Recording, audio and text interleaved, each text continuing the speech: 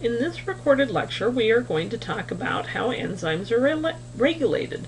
Specifically, we will be talking about enzyme inhibitors, allosteric regulation, feedback regulation, and the location of enzymes within the cell. Just like we don't leave the lights on in our house all the time, cells don't allow their enzymes to run all the time. It would be too expensive. So there has to be a way to turn enzymes on and off as needed. One way to do this is by competitive inhibition. The cell makes molecules that are pretty close to the shape of the molecule that enters the substrate, enters the active site or the substrate. When the pretty close molecule enters the active site, it isn't close enough in shape for the enzyme to act on it, and it blocks the real substrate from entering the active site. The enzyme has to spit out the inhibitor and wait for another substrate to come along. This slows down the activity of the enzymes.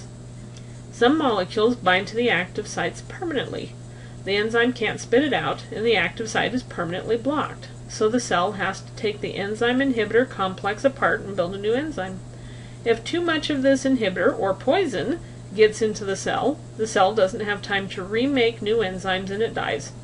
Generally, poisons, toxins, and the like are produced by cells for use on other cells. Kind of a cell-level chemical warfare, but without UN resolutions to prohibit their use. Some enzymes have another site besides the active site. There's the active site, there's the other site, which is called an allosteric site. Allosteric sites are used exclusively in non-competitive inhibition. Non-competitive inhibition changes the shape of the enzyme so that the active site doesn't fit the substrate, effectively turning the enzyme off. Here are some examples of allosteric regulation. In this one, the enzyme fluctuates between a functional active site and non-functional active site.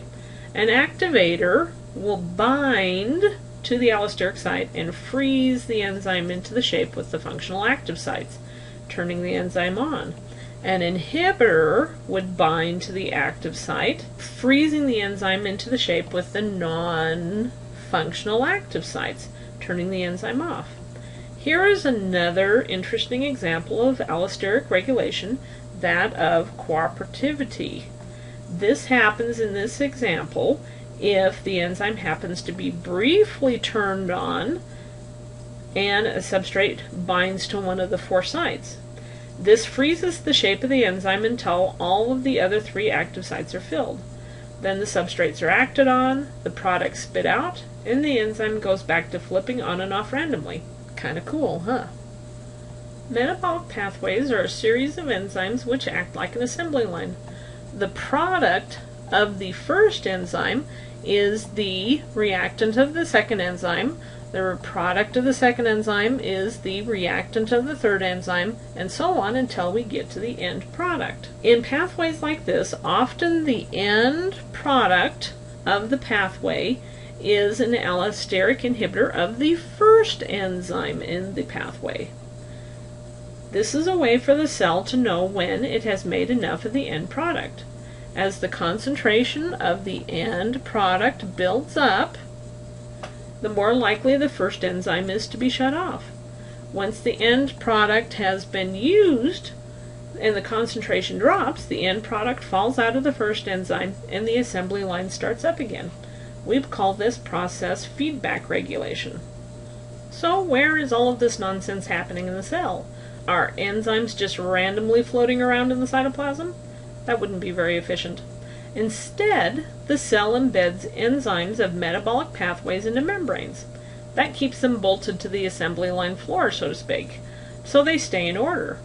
The enzymes for making proteins are embedded where? That's right, they are either in the rough ER or trapped between the membrane folds of the rough ER. And where are the enzymes for the metabolic pathways to make lipids and carbohydrates? That's right, embedded in the smooth ER.